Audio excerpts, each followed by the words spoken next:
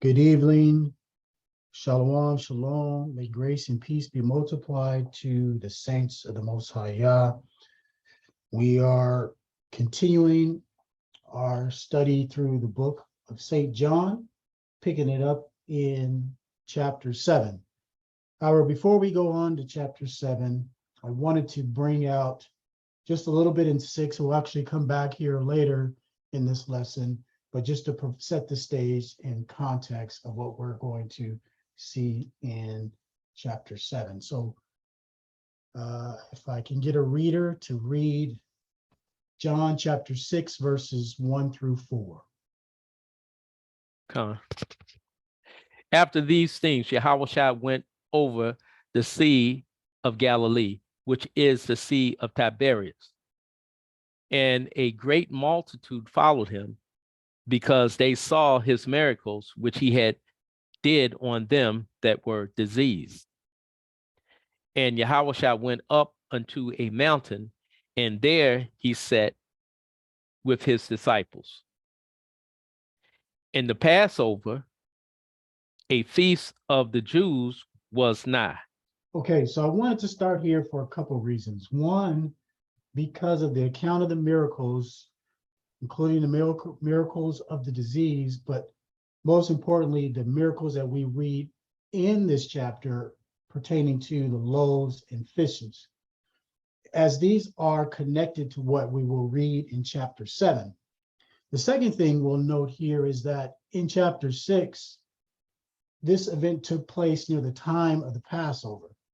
Now, I bring that up because as we go on to chapter 7, it is now the time of the Feast of Tabernacles, so essentially 6 months later. So let's jump over to chapter 7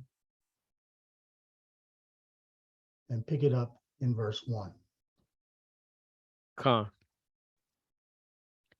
After these things, Yahushua walked in Galilee, for he would not walk in Jewry, because the Jews sought to kill him. Now the Jews' feast of tabernacle was at hand. Okay, so now we see again, the Feast of Tabernacles is now at hand. And we should all know that this feast is a feast that is a pilgrimage feast, so a commandment for the Most High that all males should come to Jerusalem for the feast. We know that from chapter 6 that there was a multitude of people that experienced the miracle, around 5,000 to be exact, of the loaves and fishes. And many of these individuals became disciples. And while we read in the last chapter, many no longer walked with him. This is important to comprehend as we continue with this chapter. Go ahead, priest, verse 3 and 4. His brethren therefore said unto him, Depart hence and go unto Judea, that thy disciples also may see the works that thou doest. For there is no man that doeth anything in secret, and he himself seeketh to be known openly. If thou do these things, show thyself to the world. Okay, so again, it's important that we notice a couple of things here. So his brothers, again, men of Israel who were going to go to Jerusalem, they told him to come with him, and not only come with him, but also do the same works that you have done in Galilee. However, if you note in chapter 4, they're not only asking him to do these things openly so that it can be seen, but in that last verse, it says, if thou do these things, show thyself to the world. Now, why would they say that, family? They were not present, right? They were not present when these things took place. And we'll read in chapter 5 why they said these things as well. Go ahead and read chapter 5, or excuse me, verse 5, priest. For neither did his brethren believe in him. So even his own brethren did not believe in him being the Messiah. Okay, verse 6. Then Yahushua said unto them, My time is not yet come, but your time is always ready. So another translation of this in the NIV, it says that Yahushua said to them, my time is not yet here. For you, any time will do. Now remember, we gotta put on our Hebrew spectacles and ears about the Messiah. We saw what he did in chapter 6. Again, that was another feast. Now we're coming to another feast, the Feast of Tabernacles.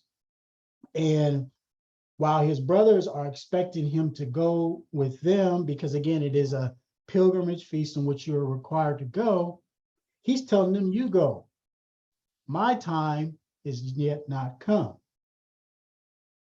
This is not my time to go. He's not saying to go to the feast, but not to go in the manner in which they are going, because they are going again under the commandment and ordinances of the Most High. Let's read verse 7 and we'll come back to this. The world cannot hate you, but me it hateth, because I testify of it, that the works thereof are evil. Okay, so remember, we just read that they did not believe in him. And we know that this statement is contrary to what we read in the Gospels much later when he talks about how the disciples will be hated because they first hated him. Right? So, and what we also see, just like in chapter 5, he begins speaking of how he is not of this world, essentially, and that the world is contrary to the Most High. Again, as we talked about this, that the world he's referring to in this instance is the wickedness of the world, the evil that is presented in the works of the prince of the air. Let's go to verse 8, please. Go ye up unto this feast. I go not up yet unto this feast, for my time is not yet full come. Okay, so he again reiterates how his time is not come yet, and he tells them to go without him. Go ahead and get that verse 9 and 10. When he had said these words unto them, he abode still in Galilee. But when his brethren were gone up, then went he also up unto the feast, not openly, but as it were in secret. Okay, so he does go to the feast, but he goes contrary to the way in which they recommended that he goes. He goes privately. He is not going with his brothers to be seen of others or simply to just honor the commandment that all males must attend. In other words, not going as a common man with all the other common men, but rather he is set apart, going to represent his father and attend to his father's business. Con? Con. All right, so let's grab verses 11 and 12. There's not a lot of precepts here, family. We should get rapid fire through this relatively quickly, but there's enough here to cover in this lesson. Go ahead, priest. Then the Jews sought him at the feast and said, where is he? And there was much murmuring among the people concerning him. For some said, he is a good man. Others said, nay, but he deceiveth the people. Okay, so there's a big divisiveness between the people. Some believed he was a good man. Some said he was a deceiver. Verse 13. Howbeit, no man spake openly of him for fear of the Jews. Okay, so now remember, we're talking about they're at the Feast of Tabernacles. So let's make no mistake, these people that are having this divisiveness, they are Jews. The fear of the Jews refers to a number of sets of people. One group that is referred to is the religious leaders, i.e. the Pharisees and the Sadducees, but it's also referring to all the other non-believing Jews. So this is who they are fearful of, those who do not receive of him, those who again want to kill him and anyone associated with him, which again is a reason why he came privately, not in the crowd to be seen, to take away from again his work. Let's go on to verse 14. Now about the midst of the feast, Yahushua went up unto the temple and taught. Go ahead, next verse. And the Jews marveled, saying, how knoweth this man letters, having never learned. Okay, so a breakdown of this verse is that they marveled at his command of the scriptures and how he was able to speak as one who was a scribe or a Pharisee, someone who had taken great command of the scriptures and had obtained a mastery or a status of one known to be a scholastic of Torah. So he was not a learned man in the sense of their tradition. So they marveled at this, and he was teaching them with authority, similar to when he stood up and taught when he was 12. And so they're like, wow, how is this possible? And let's check out what he says in verse 16. Yahushua answered them and said, my doctrine is not mine, but his that sent me. Verse 17. If any man would do his will, he shall know of the doctrine, whether it be of the Most High or whether I speak of myself. So what is he addressing here? Well, let me ask you all a question. One thing do we know about the Pharisees when it comes to Torah? Anyone? Remember when he came out against the Pharisees, he talked about all these things. He called them hypocrites, but not only did he call them hypocrites, but they also did what? They added to it. I.e., they had their oral laws and traditions. Remember the tradition of not washing your hands before eating? So he is letting everyone know that his doctrine is not man's doctrine, is not tainted with man's opinions and thoughts and additions, that his doctrine is pure. It is from the Creator himself, the one whose doctrine he is here to be the messenger of. And he said in verse 17 that if any man will do his will, referring to the Father's will, he shall know of the doctrine. Right? Because if you're doing the Father's will, if you're again like the Bereans, you're studying to show yourself approved, when you hear sound doctrine, you know that it is of the Most High. Just as we oftentimes hear unapologetically, we renounce things that we know that are contrary to the word of the Most High. And they would know whether or not he is speaking the will of the Father, he's speaking the words of that has been written, or if he's speaking of himself. So let's also remember what he said earlier in verse 7. Let's just go back there real quick. Verse 7 says what, priest? The world cannot hate you, but me it hateth, because I testify of it that the works thereof are evil. So why does the world hate Yahushua?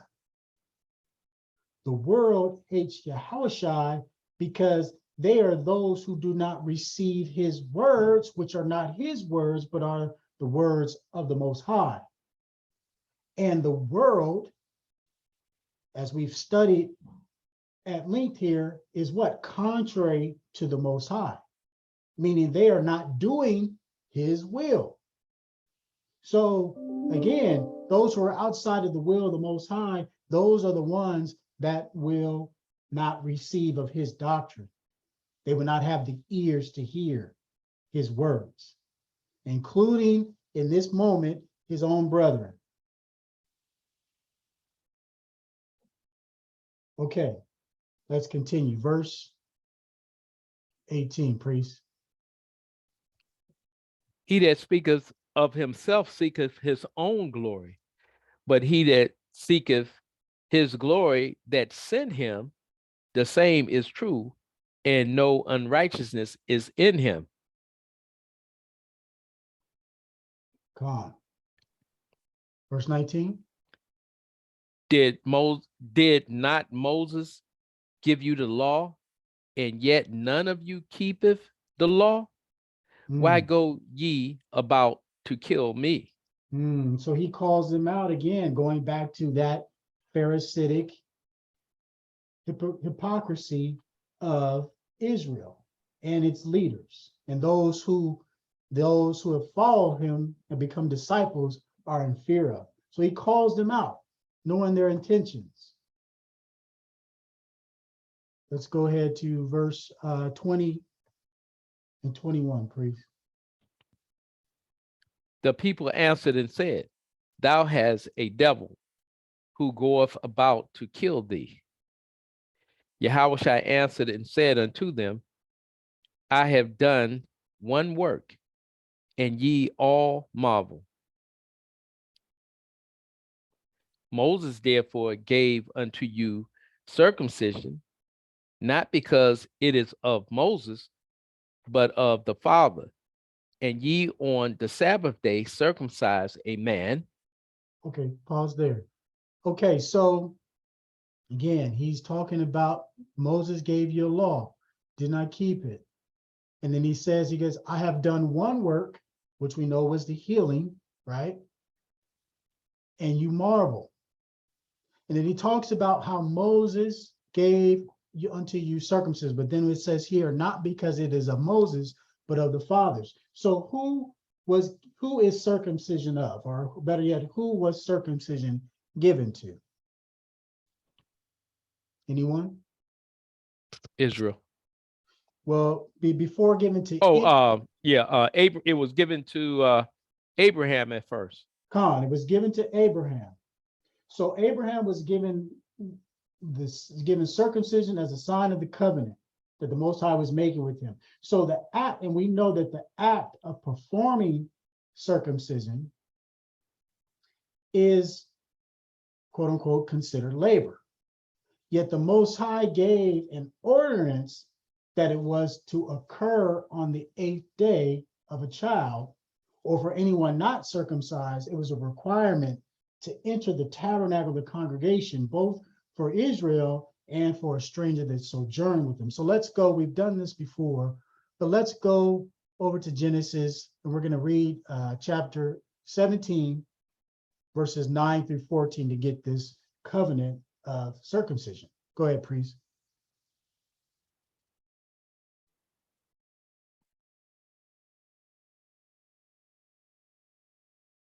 Oh, you said Genesis 17, starting at what verse? Verse 9. 10, Read the 9. Okay, 9 to 14. Con. And the Most High said unto Abraham, Thou shalt keep my covenant, therefore, thou and thy seed after thee in their generations. This is my covenant, which ye shall keep between me and you, and the seed and thy seed after thee. Every man child among you shall be circumcised, and ye shall circumcise the flesh of your foreskins, and it shall be a token of the covenant betwixt me and you. And he that is 8 days old shall be circumcised among you, every man child in your generation, he that is born in the house or brought with money of any stranger, which is not of thy seed. Okay, we're going to hold on to that 8 days. We're going to come back to that, Most High willing. Keep going. He that is born of thy house, and he that is brought with thy money, must need be circumcised. And my covenant shall be in your flesh for an everlasting covenant. And the uncircumcised man child, whose flesh is of his foreskin is not circumcised, that soul shall be cut off from his people. He hath broken my covenant. Okay, let's get another one over in Exodus before Israel was to go into the land in the great first act of Passover. Let's get Exodus. This is chapter 12, verses 48 to 49.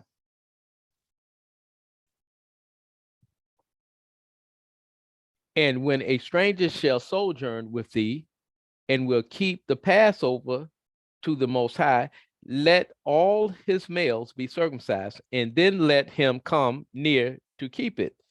And he shall be as one that is born in the land, for no uncircumcised person shall eat thereof. One law shall be to him that is homeborn, and unto the stranger that sojourn among you. Okay, so again, we see the law was both to Israel, starting with the child on the 8th day, as well as the stranger. If they were to keep the Passover and all of the feast of the Most High, they needed to be circumcised. Otherwise, they were not allowed to come into the congregation of Israel. Okay, let's go back to John and pick it up in verse 23, please. If a man on the Sabbath day receives circumcision, that the law of Moses should not be broken, are ye angry at me because I have made a man every whit whole on the Sabbath day? So he says that if the commandment, is it great to break the commandment, the covenant of the Most High, if circumcision is requirement? Remember, the reason we went to these precepts is because circumcision was important to the covenant. In order to be a member of Israel, in order to be Abba's chosen, you had to be circumcised. And that circumcision was a sign that you were of the Most High. So what was more important, to be made righteous and whole in the covenant, or to observe the what man has tainted as what the Sabbath was to be about? Now, as we continue on, we learn what Hamashiach says about the Sabbath when they continue to question him. But we see here that the law of Moses should not be broken. And so that he's comparing that to what he did was, again, to bring healing, to bring restoration, to bring to allow someone who at this time was not able to go and to present themselves to the Most High to be able to now present themselves to the Most High. Are we seeing that connection there? When we go back to the story of the ones who were diseased, remember, they were outcasts.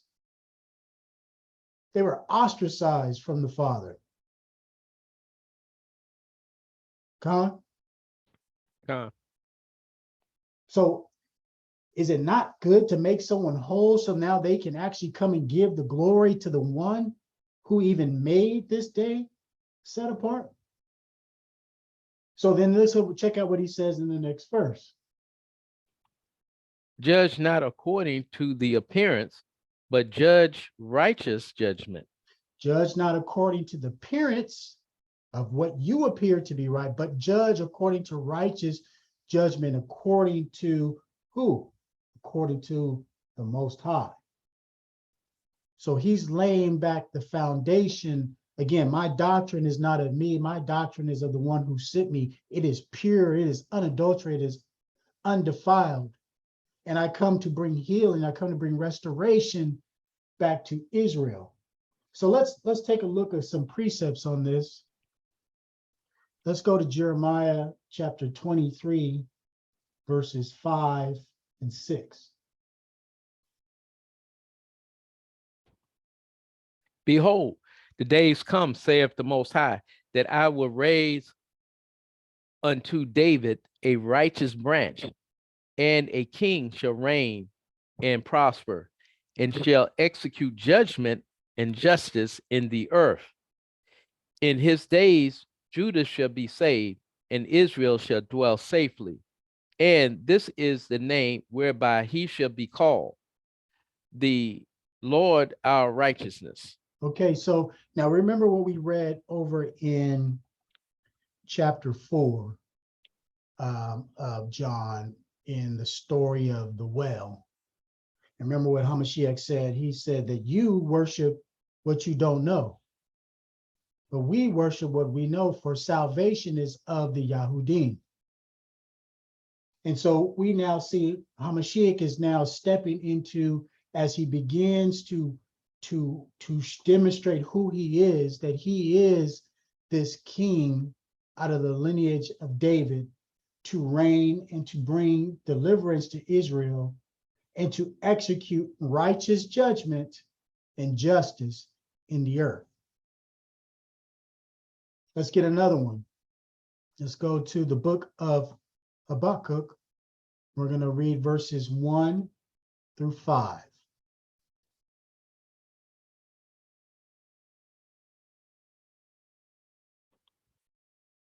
The burden which Habakkuk the prophet did see. O Abba, how long shall I cry, and thou wilt not hear, even cry out unto thee of violence, and thou wilt not save?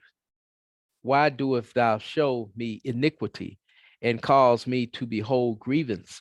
For spoiling and violence are before me, and there are that raise up strife and contention. Therefore the law is slacked, and judgment doeth never go forth. For the wicked doeth compass about the righteous. Therefore wrong judgment proceedeth.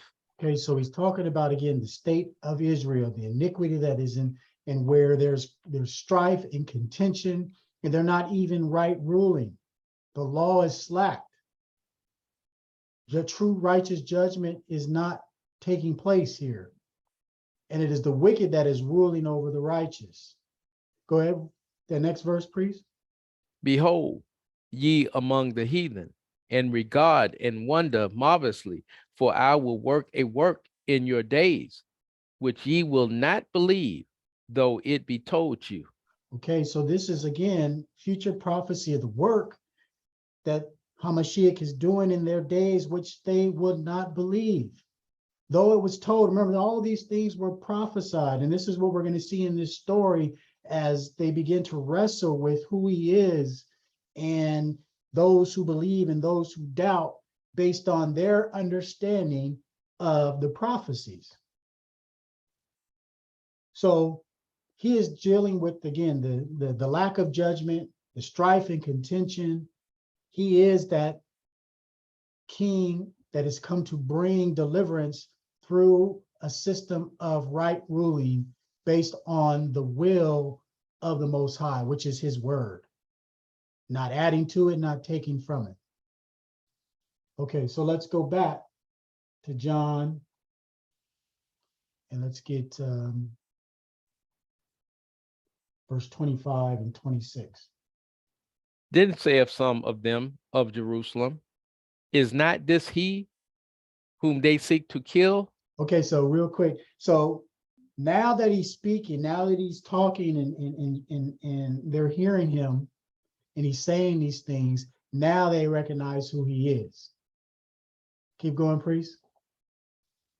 But lo, he speaketh boldly, and they say nothing unto him. Do the rulers know indeed that this is the very Christ? Okay, so now there again, some of those are like, wait a minute, he's speaking boldly, he's speaking with words we haven't seen, haven't heard. And no one's saying anything like, what's going on? Do they know that this is the very anointed one that was promised in the scriptures? Verse 27. Howbeit, we know this man whence he is, but when Christ cometh, no man knoweth whence he is. Okay, so they're basically saying, but we know this guy, right? We know where he comes from. We know his family. Like, when Christ cometh, no man knoweth whence he is. Like, how can he be the Messiah? So there are many prophecies regarding the coming of the Messiah. Let's just take a look at one of them in the book of Malachi, chapter 4.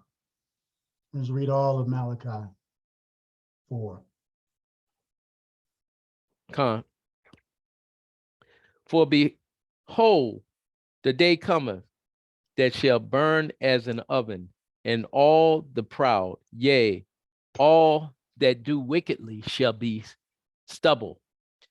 And the day that cometh shall burn them up, saith the Most High of Hosts, that it shall leave them neither root nor branch. But unto you that fear my name shall the Son of Righteousness arise with healing in his wings, and ye shall go forth and grow up as calves of the stall. And ye shall tread down the wicked, for they shall be ashes under the soles of your feet in the day that I shall do this, saith the Most High of Hosts. Remember ye the law of Moses, my servant, which I command unto him in Horeb for all Israel with the statutes and judgments. Behold, I will send you Elijah, the prophet, before the coming of the great and dreadful day of the Most High. And he shall turn the heart of the fathers unto the children, and the heart of the children to their fathers, lest I come and smite the earth with a curse. Okay, so many of the prophecies focus on what we believers in the way understand is the second coming of King Yahushua. So they again are expecting him to come. No man will know the hour, the time, but he will come to again bring deliverance of Israel and destroy all the wicked. But it's important that they miss the prophecies about the turning of the hearts back to the Most High, that there was a dispensation of grace that had to occur first, that there was the promise of the sealing, that which we've been talking about at length, that had to come first. And so not truly understanding the mystery of Yah, because it had not been revealed to them, they missed out on the Messiah, and they begin to look at things again, judge things in their carnality, judge things by their appearance of things, and not with their inner spirit, because they were devoid of the Spirit.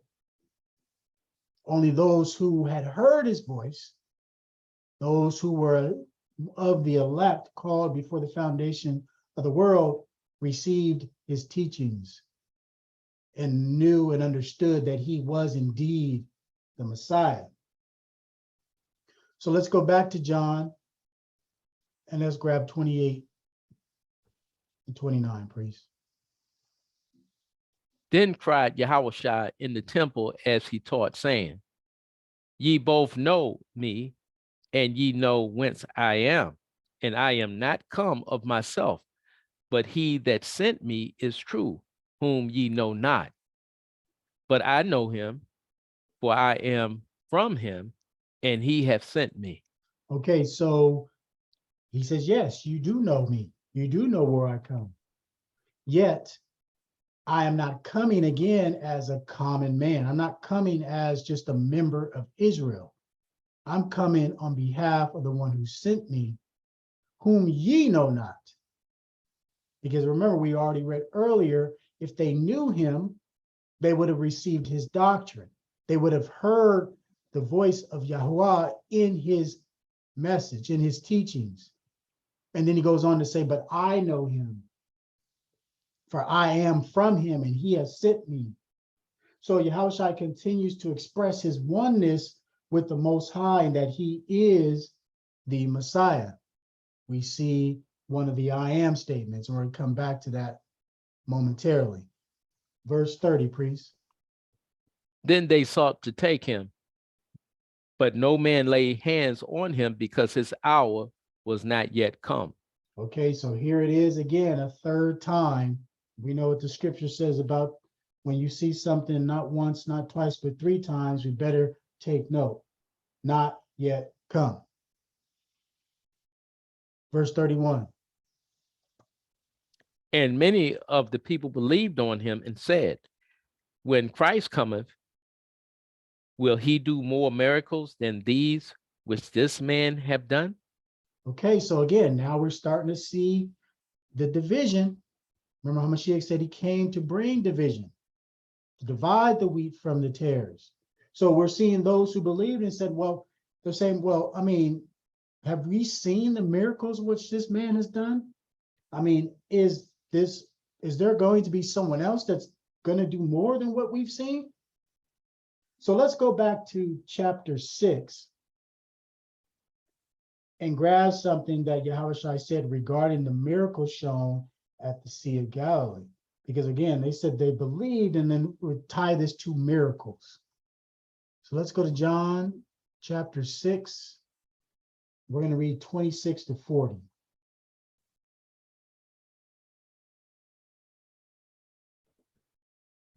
Yahushua answered them and said, Verily, verily, I say unto you, ye seek me not because ye saw the miracles, but because ye did eat of the loaves and were filled. Okay, so clearly the folks who are now believing, they saw the miracles. They received, not just physically saw the miracles, but they saw the truth behind the miracles. But then there were those were others who did not see the miracles. They only saw what filled their carnality, their flesh. Continue, priest, verse 27. Labor not for the meat which perishes, but for that meat which endureth unto everlasting life, which the Son of Man shall give unto you, for him hath the Most High the Abba sealed.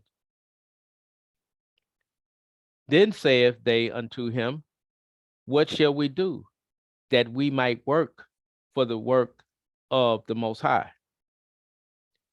Yahushua answered and said unto them, This is the work of the Most High, that ye believe on him whom he has sent. They said therefore unto him, What sign showeth thou then, that we may see and believe thee? What doest thou work? Our father did eat manna in the desert, as it is written, He gaveth them bread from heaven to eat. Then Yahushua said unto them, Verily, verily, I say unto you, Moses gave you not that bread from heaven, but my Father giveth you the true bread from heaven. For the bread of the Most High is he which cometh down from heaven, and giveth life unto the world. Then said they unto him, Lord, evermore give us this bread. And Yahushua said unto them, I am the bread of life. He that cometh to me shall never hunger, and he that believeth on me shall never thirst. But I say unto you, that ye also have seen me and believe not. All that the Father giveth me shall come to me, and him that cometh to me I will in no wise cast out. Again, What? this ties to what we saw in the prophecy that we read earlier regarding the Son of Righteousness. Those who fear, he will send the Son of Righteousness. So he is sending those now, again, planting the seal into the time of refreshing. Go ahead, priest. Verse 30, was it 38? Yes. For I came down from heaven, not to do my own will, but the will of him that sent me. And this is the Father's will which have sent me, that of all which he have given me, I should lose nothing, but should raise it up again at the last day. The last day. We'll raise him up again at the last day. And this is the will of him that sent me, that everyone which seeth the Son and believeth on him may have everlasting life, and I will raise him up at the last day. Okay, he says it not once, but twice. Again, pay attention. I will raise him up at the last day, letting us know that the last days were still to come. So he was not operating outside of the prophecies in which they were seeing. They just missed the part of the sealing that had to take place, the restoration that had to take place, the removal of what separated us from the Most High, which is what? Sin, condemnation, guilt. Okay, so Again, in chapter 6, we see this story. We see him do this marvelous work. And he begins to make, again, those who can hear the true miracle behind the miracle that he is the bread of life, received him. Let's go back to John 32, or 7 and 32. The Pharisees heard that the people murmured such things concerning him, and the Pharisees and the chief priests sent officers to take him. Okay, so they wanted to take him. Again, this guy, man, he's bad for us. We got to get rid of him with a word called speed. But let's see what he says. Then said Yahushua unto them, Yet a little while am I with you, and then I go unto him that sent me. Ye shall seek me, and shall not find me, and where I am thither, ye cannot come. So real quick, family, who is he speaking to here? Think about HaMashiach's message and what we just read earlier in chapter 6. This message is directed to who? Unbelievers. God is directed to the Pharisees and the people that wanted to arrest and take him. Why do I say this? Because this is a stark contrast to what we know he said to those who did believe in him. So let's go and grab that real quick in Matthew chapter 7. Let's read 7 through 14.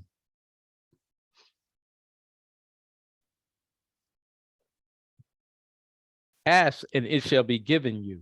Seek, and ye shall find. Knock, and it shall be open unto you. For everyone that asketh, receiveth, and he that seeketh, findeth. And to him that knock, it shall be open. Or what man is there of you, whom if his son ask bread, will he give him a stone? Or if he ask a fish, will he give him a serpent? Pause real quick. Do you think it's a coincidence that he's using bread and fish here in this metaphor? I think not. Keep going. If ye then being evil know how to give good gifts unto your children, how much more shall your Father which is in heaven give good things to them that ask him? Therefore, all things whatsoever ye would that men should do to you, do ye even so to them. For this is the law and the prophets. Enter ye in at the strait gate, for wide is the gate, and broad is the way that leadeth to destruction, and many there be which go in thereat. Because strait is the gate, and narrow is the way which leadeth unto life, and few there be that find it. Con. So question for you, family. What is the narrow way?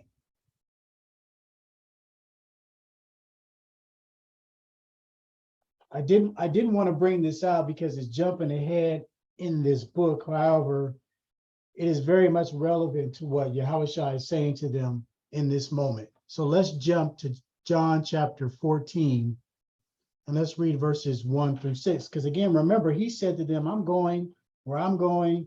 You won't see me, you won't find me, not only that, but you will not be able to go with me, which is again a contrast, stark contrast to what he tells to those who believe in him. Now we know 7, what we're asking for is we're asking for the Ruach, the Holy Spirit, which again is the comforter that was promised, that the Messiah promised would come when he left.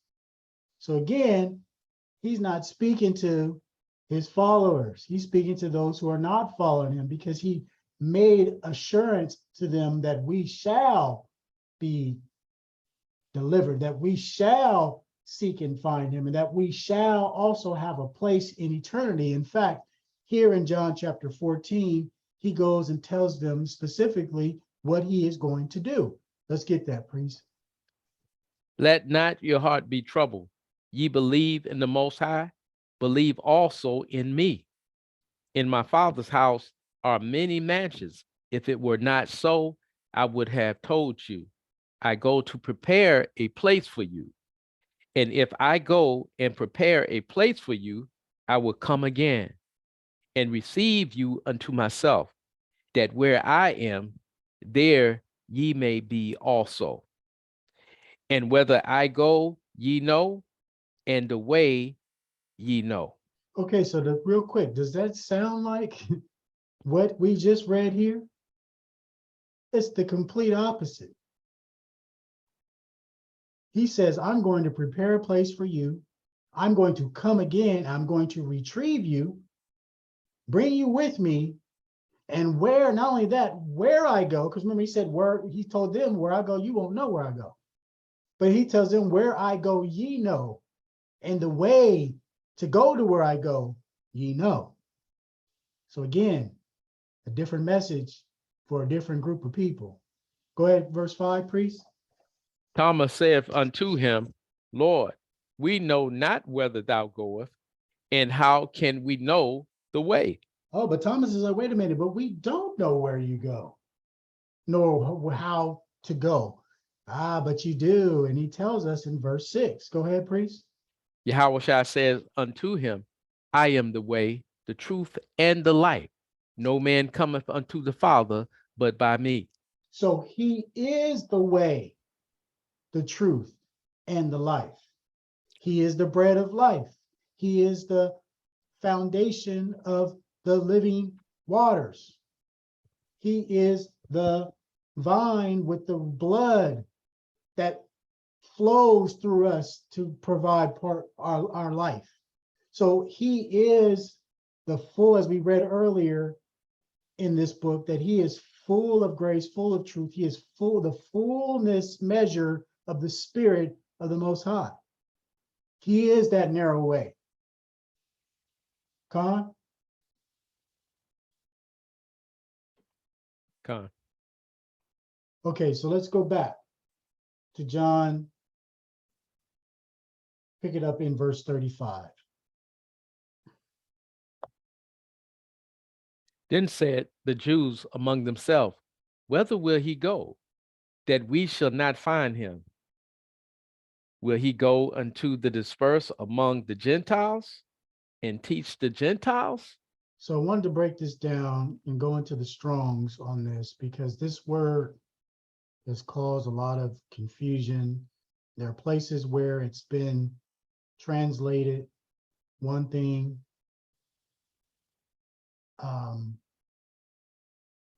and translated another. And you'll see here that the proper translation here for this word Gentiles, which is Greek G1672, which is Hellene, or which means to be Hellenized, right? So the real translation, that should have been Greek, which it's used 20 times, and this same word has been translated Gentile. Gentile, if we were to translate Gentile, it means nations. So it's not just Greek, but it's all nations, whereas Greek is referring to, if you recall the time of in history, this is the Greco-Roman Empire.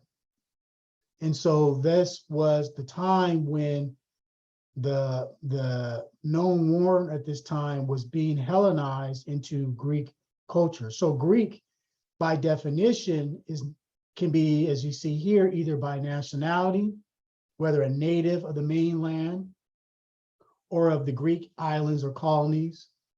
And here is where it's in verse 2, which is where it says, in a wider sense, the name embraces all nations, not Jews, that made the language, customs, and learning of the Greeks their own. Again, the primary reference is to a difference of religion and worship. So again, this is not the whole, encompass the entire world of nations, but those who have taken on and embraced the Greek customs, and most importantly, their pagan religious practices. We see that Paul was Greek by nationality. He had Greek status. And so that's why when he said he was a Greek, that they treated him differently than when they thought he was just an Israelite. So why am I saying that? Because a Greek it's most of the time referring to a non-Jew, as in Jew or Judah, Yehuda. But we do know that those who have been Hellenized, particularly the northern tribes, had been mixed into Greek thought, Greek culture. And so they, in many cases, have been Hellenized Jews, which we see those over in the book of Maccabees. So to put this in proper perspective, they were asking where was he going to be going to the places where, again, the other tribes of Israel had been scattered amongst these Greek nations and had then embraced, again, Greek customs and cultures.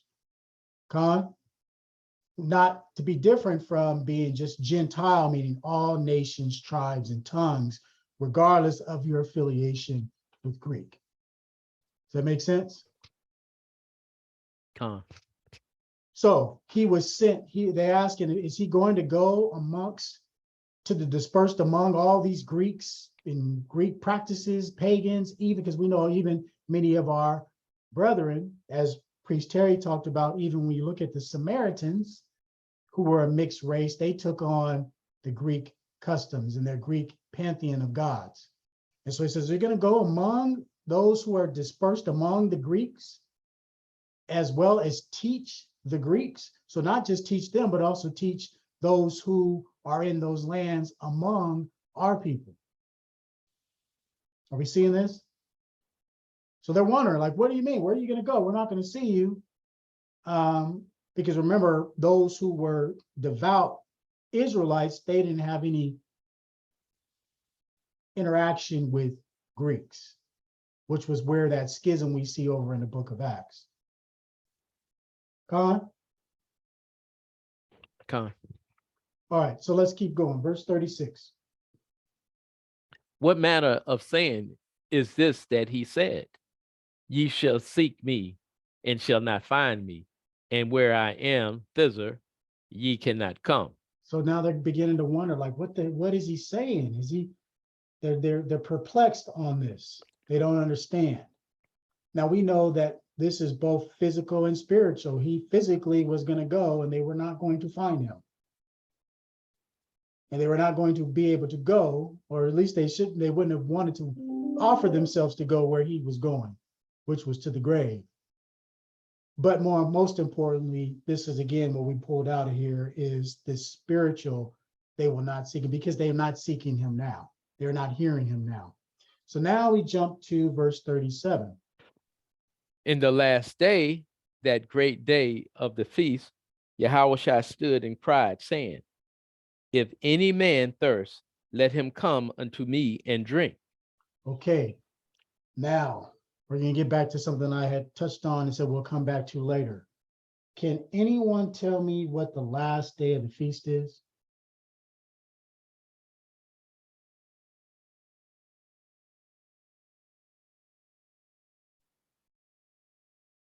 Anyone? Let's go over to Leviticus.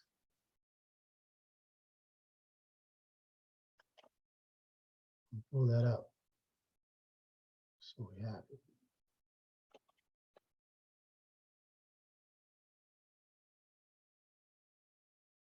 Oops. Leviticus 23.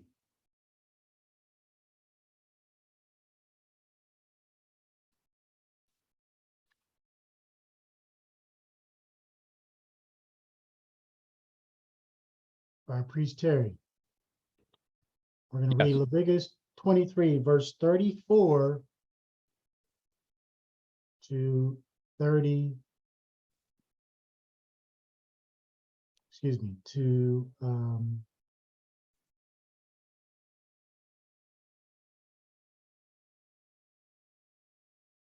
39.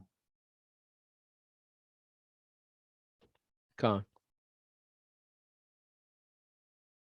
Speak unto the children of Israel, saying, The 15th day of this 7th month shall be the feast of tabernacles for 7 days unto the Most High. On the first day ye shall be in holy convocation, ye shall do no servile work therein. 7 days ye shall offer an offering made by fire unto the Most High. On the 8th day shall be a holy convocation unto you, and ye shall offer an offering made by fire unto the Most High.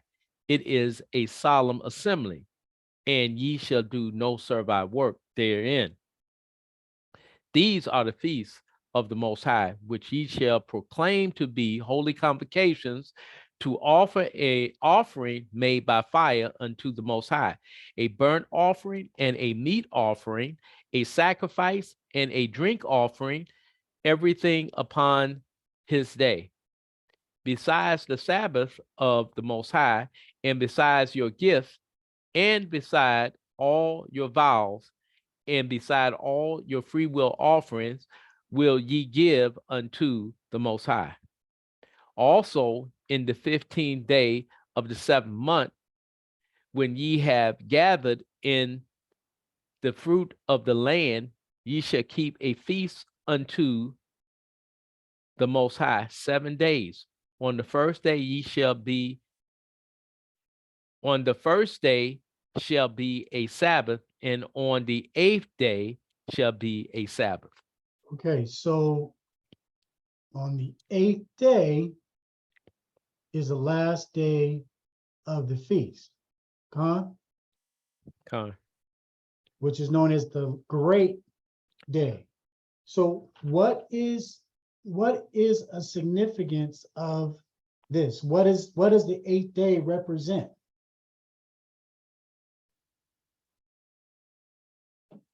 Let's tie this back to the circumcision of the male child on the 8th day.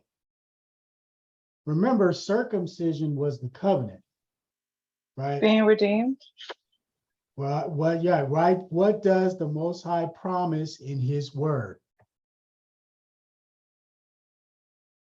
Let's go to Jeremiah 31 to 34.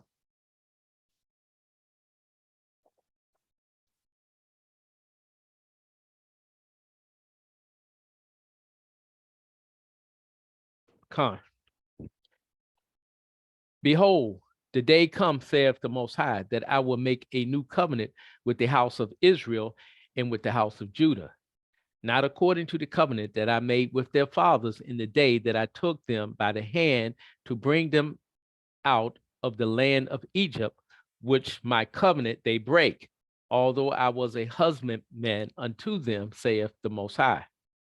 But this shall be the covenant that I will make with the house of Israel. After those days, saith the Most High, I will put my law in their inward parts and write it in their hearts, and I will be their Elohim, and they shall be my people. And they shall teach no more every man his neighbor, and every man his brother, saying, Know the Most High, for they shall all know me, from the least of them unto the greatest of them, saith the Most High. For I will forgive their iniquity, and I will remember their sin no more. Okay, so this was the prophecy, one of many prophecies where it says that the Most High Yah would put his spirit within his children, and that we would learn. We read over in Joel, we begin to prophesy all these things. But the fullness of this prophecy has not been completely fulfilled. How do we know this? 34 tells us the reason why. We're still teaching. Everyone does not know him. So HaMashiach on the great 8th day is showing something very significant, because when we look at the 8th day, a future prophecy of the 8th day is the great wedding feast, which we know is tied to his second coming, which we know after that, when we read over in Revelation, after the 7th reign of the 7th millennium comes the 8th day. And the 8th day represents what? A new beginning, right? a new full covenant where we have now been restored completely. We have our new bodies. There's no more sin, no more death, no more curse. And that covenant is a circumcision, which is the circumcision done through the Spirit, which is what we see over in Revelation, all those who have been converted.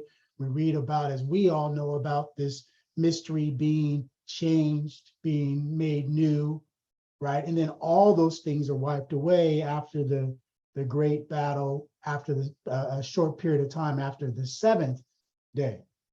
So the significance of this is that he is speaking of, in this moment, of a future prophecy, but the seal, the work of that covenant has been done by HaMashiach.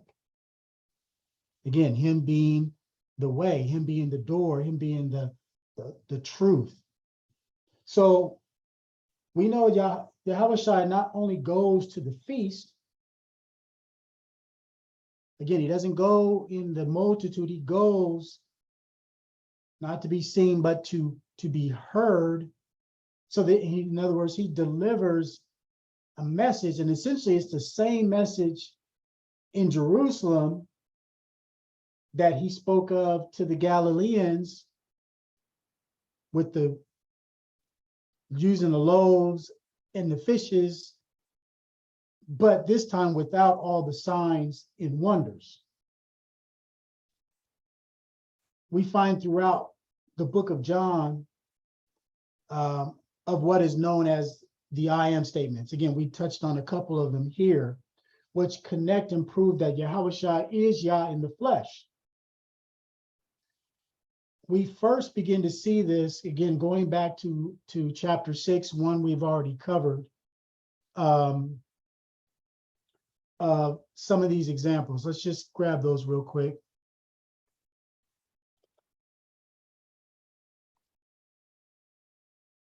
One will be a recap. Read that, John 6:35. And Yahushua said unto them, I am the bread of life, and he that cometh to me shall never hunger, and he that believeth on me shall never thirst. Verse 48. I am the bread of life.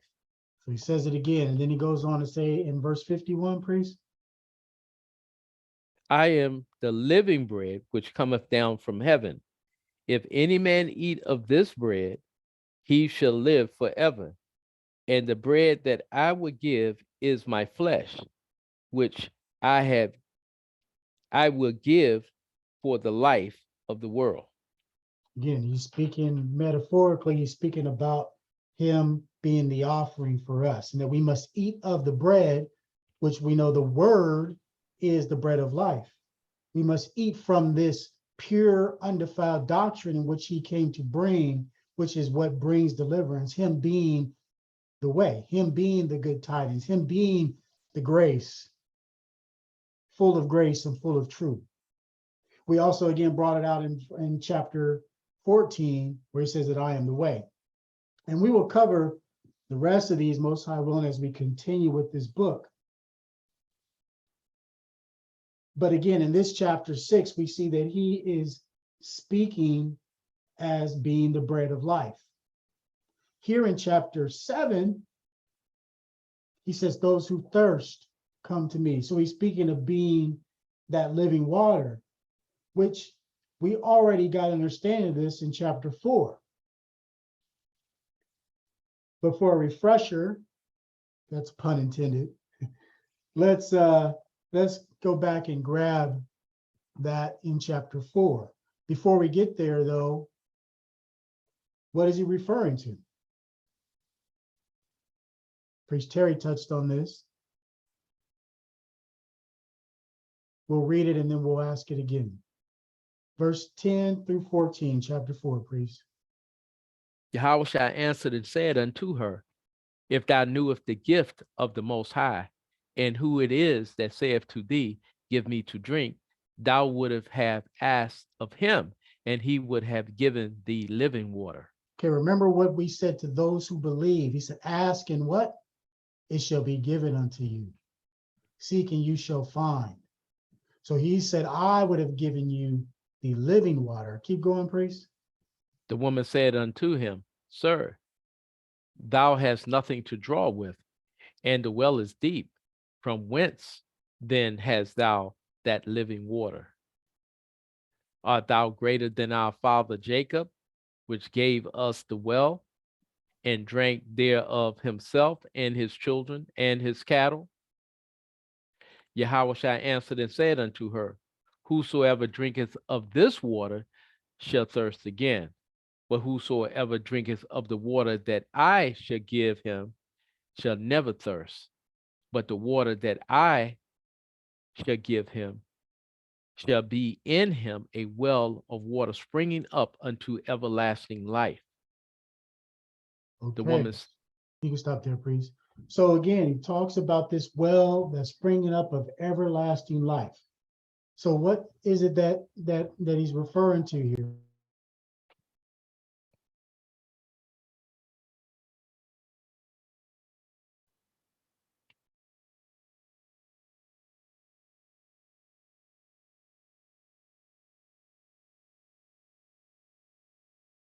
All right, we're going to get the answer here back in John chapter 7. Let's read verses 38, 39. and he that believeth on me, as the scripture hath said, out of his belly shall flow rivers of living water. But this spake he of the Spirit, which they that believed on him should receive. For the Holy Ghost was not yet given, because that Yahushua was not yet glorified. So there it is. He's referring to the Spirit. Again, his time had not yet come. So the Holy Spirit or Holy Ghost was not yet given because he had to do a thing first. His time had not yet come. He had more teaching to do. He had more revelation to do. He had more that had to come and hear ye him.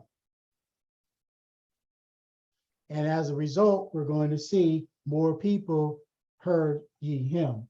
Keep going, priest. Verse 40.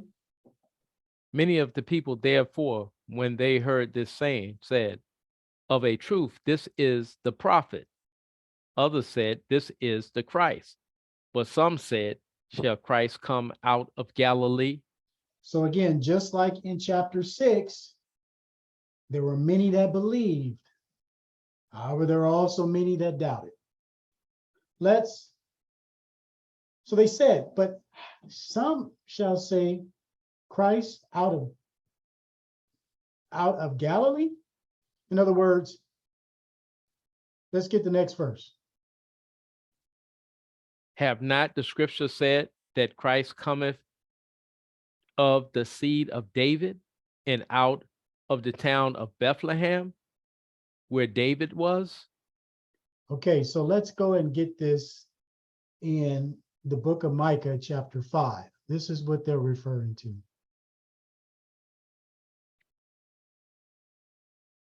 This is Micah chapter 5, verses 2 through 4. 2 through 4. Come. But thou, Bethlehem, Ephratah, though be little among the thousands of Judah, yet out of thee shall come forth unto me that is to be ruler in Israel, whose going forth have been from of old, from everlasting. Therefore will he give them up until the time that she which travaileth have brought forth. Then the remnant of his brethren shall return unto the children of Israel, and he shall stand and feed in the strength of the Most High, in the majesty of the name of the Most High, his power. And they shall abide, for now shall he be great unto the ends of the earth. Okay, so they're referring to this prophecy. Now, family, let me ask you a question. Did he fulfill this prophecy?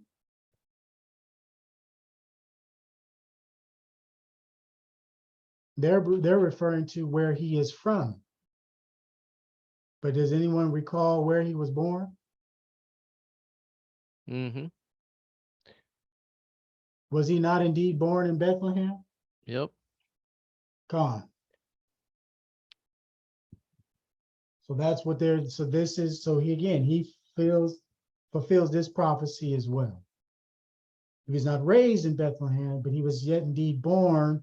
And again, more of a study to do, but it was, if we follow the scripture and follow the timing of the year and why they would even be in Bethlehem, you will see that he was born around this very time, that he is now presenting himself and standing up at the great day of the feast, during the Feast of Tabernacles, which again is also fulfillment of the prophecy when it said that they would dwell, Emmanuel, God with us, El Elohim with us.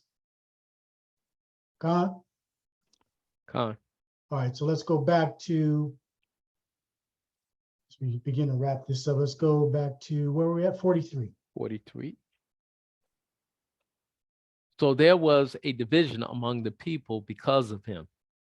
And some of them would have taken him, but no man laid hands on him. Then came the officers to the chief priests and Pharisees, and they said unto him, why have ye not brought him? The officers answered, never man spake like this man. Then answered them the Pharisees, are ye also deceived? Have any of the rulers or of the Pharisees believed on him? Okay, real quick, question for you, family. What is the answer to this question? Are there any Pharisees that believed on him?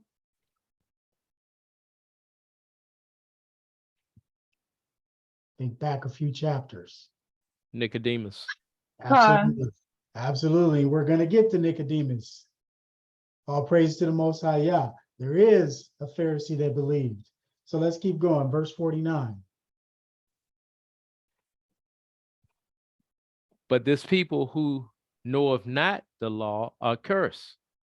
Nicodemus said unto them, he that came to Yahushua by night, being one of them, doeth our law judge any man before it hear him and know what he doeth? Okay, so here comes Nicodemus on the scene. Again, a righteous brother operating in the Torah. And so he goes and says, do our law, the Torah, judge without hearing him? So let's just grab one of the commandments from the Torah in terms of how we are to judge. Again, it's all connected to this right ruling. This is Deuteronomy chapter 16. Let's read verses 18 through 19.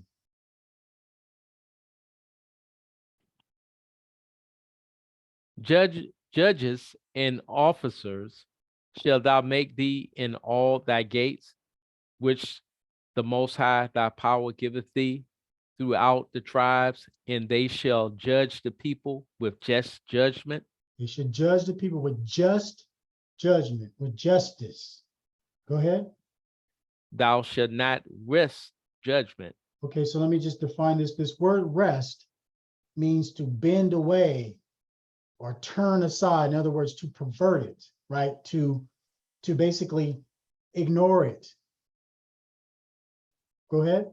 Thou shalt not respect persons, neither take a gift, for a gift doeth blind the eyes of the wise and pervert the words of the righteous. So again, he's telling them we need to operate in the spirit of the law, which is to use righteous judgment. There needs to be a process in order that you need to hear the man. We need to hear his story, and you need to have witnesses. Okay? So let's go back to the last couple verses here. They answered and said unto him, art thou also of Galilee? Search, Go ahead. search, and look, For out of Galilee ariseth no prophet. Okay, so again, they keep referring to him being a Galilean, but it's also interesting. They asked the question, are there any Pharisees that believe? Now, he didn't necessarily show his cards here, but they began to basically question him and say, man, you gotta, you're not operating objectively here. You're being very subjective because you also are a Galilean. So you might be amongst those who have been deceived, like the rest of these Galileans who are crying to say who this man is. And then they said, search and look. Go ahead, you're a man of the word. Where do you see anyone from Galilee being a prophet? And then go ahead, finish it out, please. And every man went unto his own house. Okay, so everyone went unto their own house, and that is the end of chapter 7. All praises. We'll open it up to any questions, comments, additions.